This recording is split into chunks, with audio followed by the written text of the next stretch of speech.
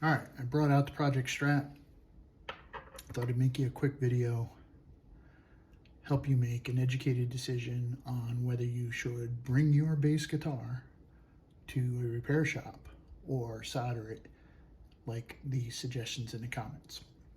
So the idea here is you can spend around the same amount of money and buy a soldering iron and pick up a new skill, or if you think it's beyond you, you can pay someone else to do the project. But if you don't know what the process steps are, you don't know how to make a decision.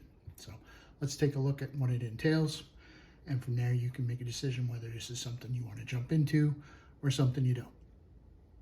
So I'm going to start off with the assumption that you're watching how to solder. So I'm not going to teach you how to solder. I'm just going to show you the process of how to solder the jack back to the wires on a guitar and what it entails. I'll explain it as I go along, but if you have more questions on soldering, there's tons of YouTube videos. So you have two wires, you have a jack, and you want to know which wire goes to which one of these tongs on the jack. So let's take and figure that out. So to understand that, let's understand how it works. So there's a instrument cable, or a TS cable. It's called TS for tip and sleeve. Tip and sleeve.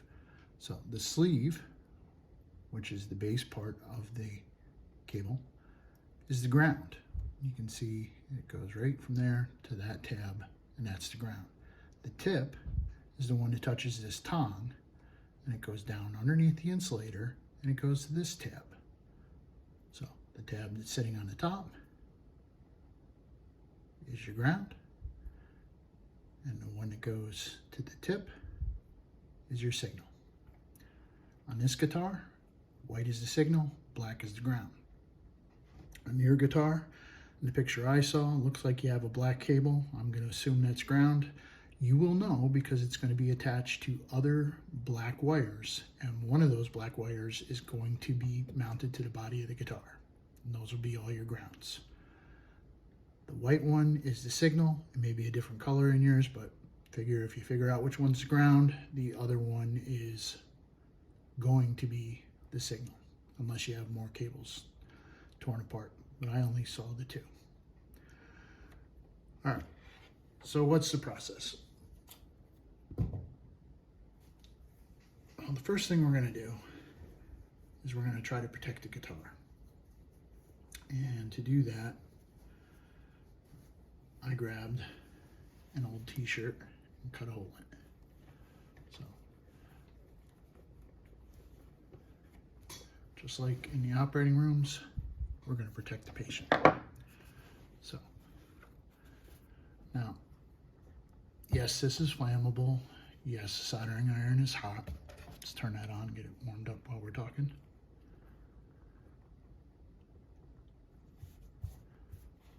But for the most part, this is going to prevent any splatter from the solder, which will very quickly just hit this cloth and then dry.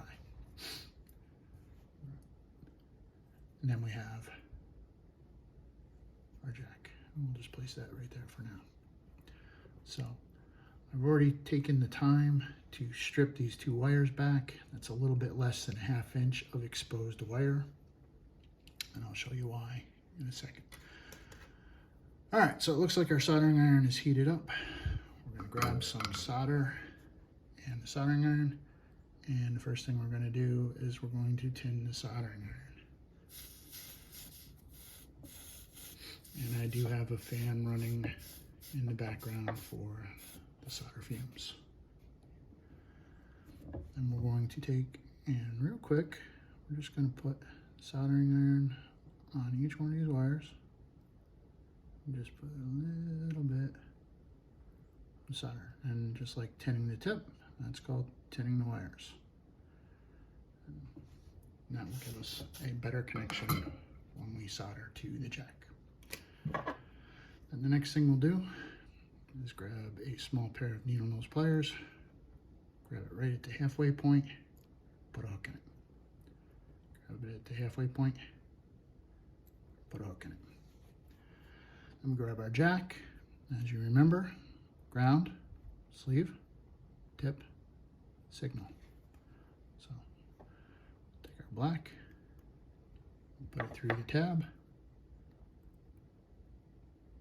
we crimp it. Take our signal,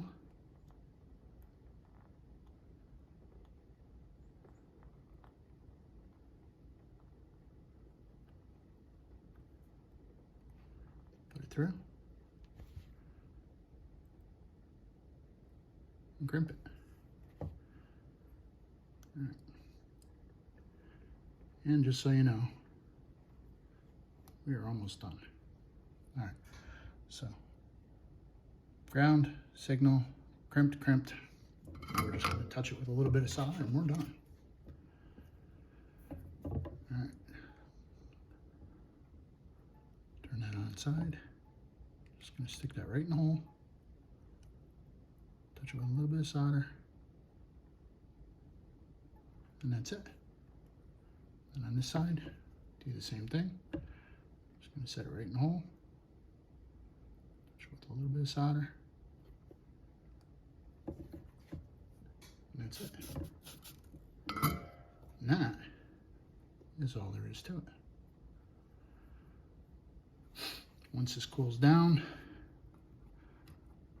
the one last thing I'll comment about is when you put this back in, this probably had a flat washer or a crush washer.